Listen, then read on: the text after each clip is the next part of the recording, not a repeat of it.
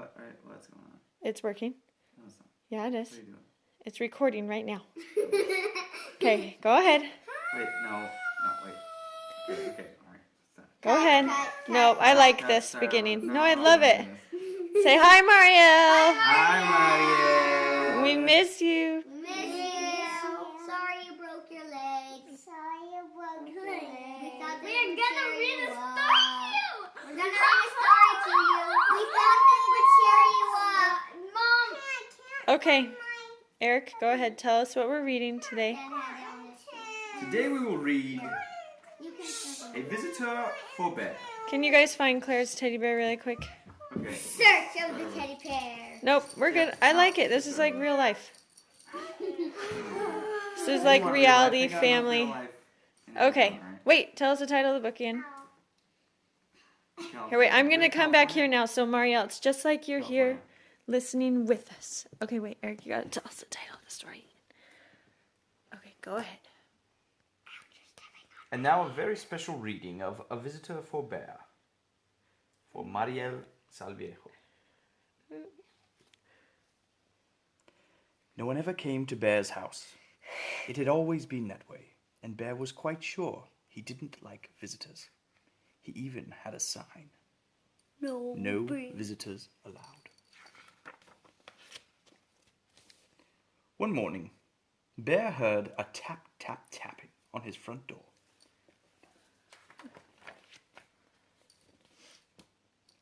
When he opened the door, there was a mouse, small and grey and bright-eyed. No visitors allowed, Bear said, pointing to the sign. Go away.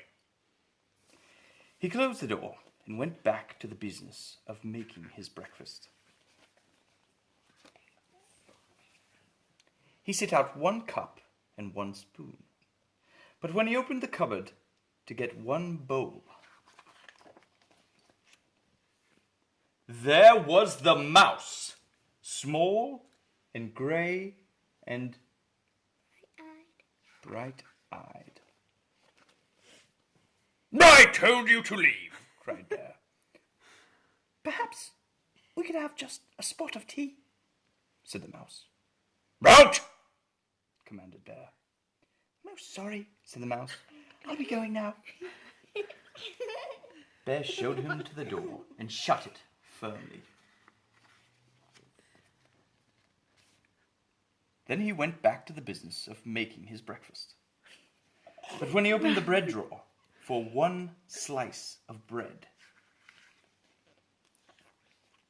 there was the mouse, small and grey and bright-eyed.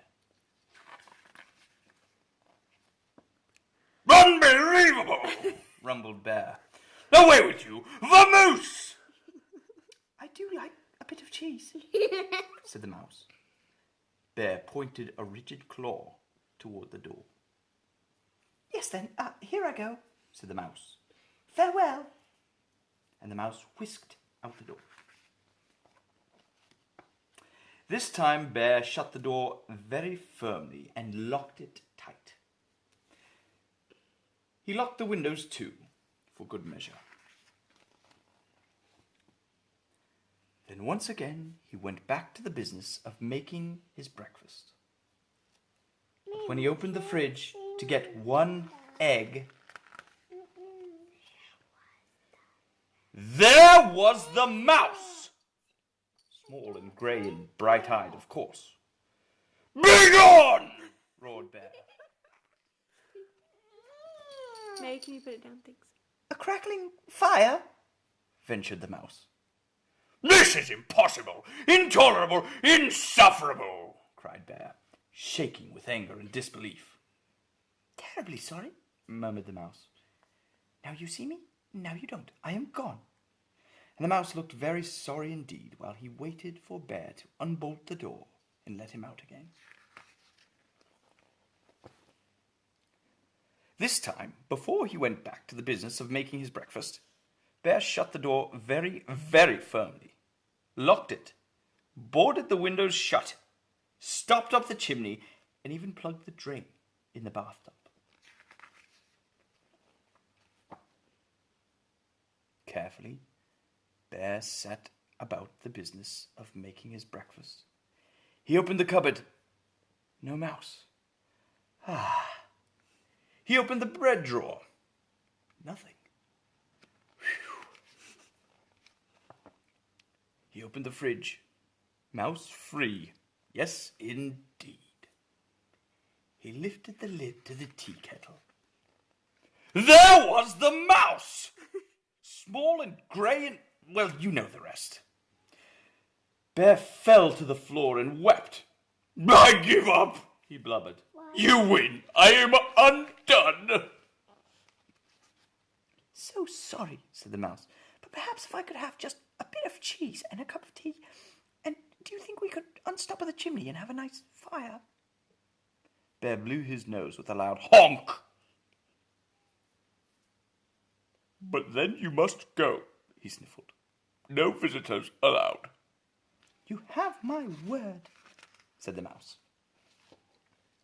Bear unshuttered and unboarded the windows, unlocked the door, unstoppered the chimney, and unplugged the drain.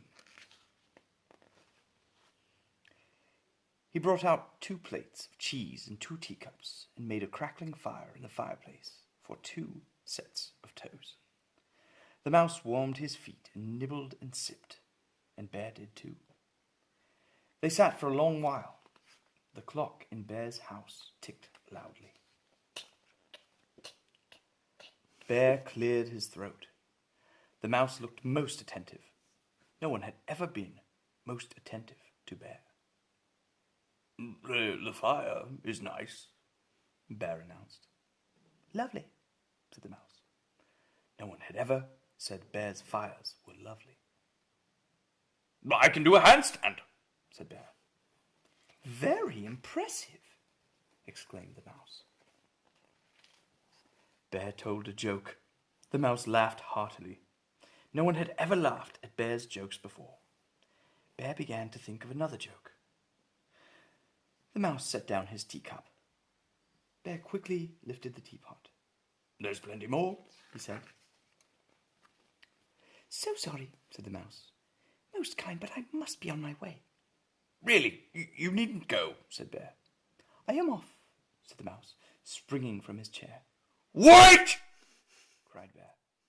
But the mouse had stepped out the door. Toodaloo, said the mouse.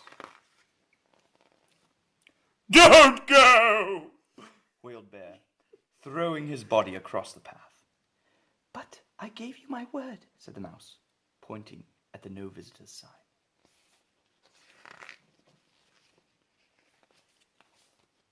Oh, that! cried Bear, pulling the sign down and tearing it up. That's for salesmen, not for friends. Not for friends? Asked the mouse, small and grey and bright-eyed.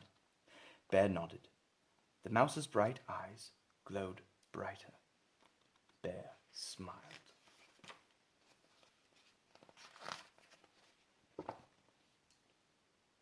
Do you like 1 lump or 2?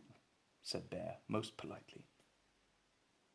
I like 2, said the mouse. And Bear agreed.